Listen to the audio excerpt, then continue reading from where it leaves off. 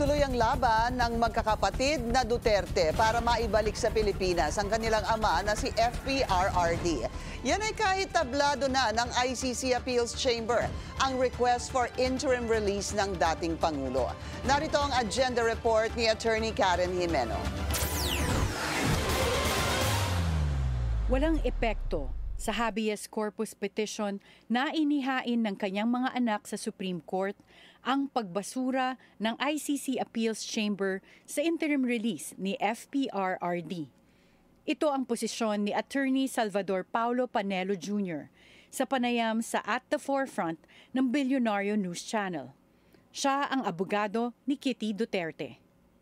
If at all, if the ICC had granted interim release to the president, maybe that changes the calculus of the Supreme Court in how to address the habeas corpus petitions, but since he still remains in custody and he wasn't granted release, then for us, the petitions for habeas corpus should still be resolved. Suspecha rin ni Panelo, sadyang ibinunyag ni Ombudsman Jesus Crispin Remulla ang umano'y ICC arrest warrant para kay Senator Ronald Bato de la Rosa para maiwasan niya ito. Pero hanggang ngayon, hindi pa kumpirmado kung may arrest order na nga ba para sa senador. I think that Ombudsman Remulla disclosed that information about the ICC warrant because he wanted Bato to hide.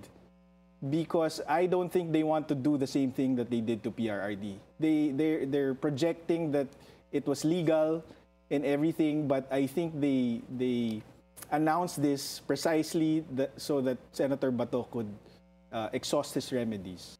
Naniniwala din si Panelo na kung gugustuhin, kayang ibalik ng gobyerno sa Pilipinas ang dating Pangulo, gaya na nangyari sa dating mambabatas na si Arnolfo Teves.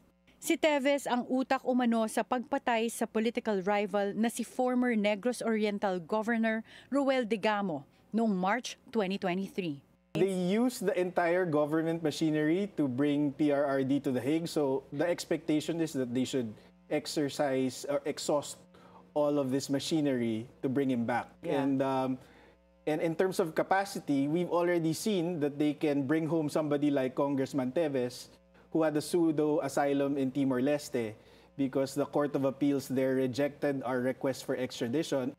Nag-file ng urgent motion sa Supreme Court ang kampo ng mga Duterte para maresolba kaagad ang habeas corpus petition at maibalik sa Pilipinas si FPRRD.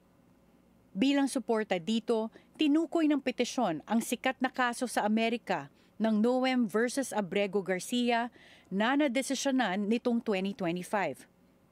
Sa kasong ito, isang US resident ang pilit na dinala sa El Salvador bilang bahagi ng migrant crackdown ni President Donald Trump. Nakulong si Garcia sa isang maximum security prison.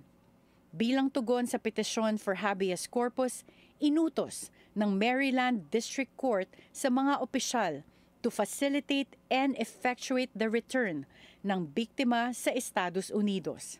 Para kay Attorney Panelo Jr., pinapatunayan ng kasong ito na may kapangyarihan pa rin ang Korte Suprema na magbigay ng habeas corpus relief kahit inalis na sa bansa ang taong nais ibalik sa Pilipinas.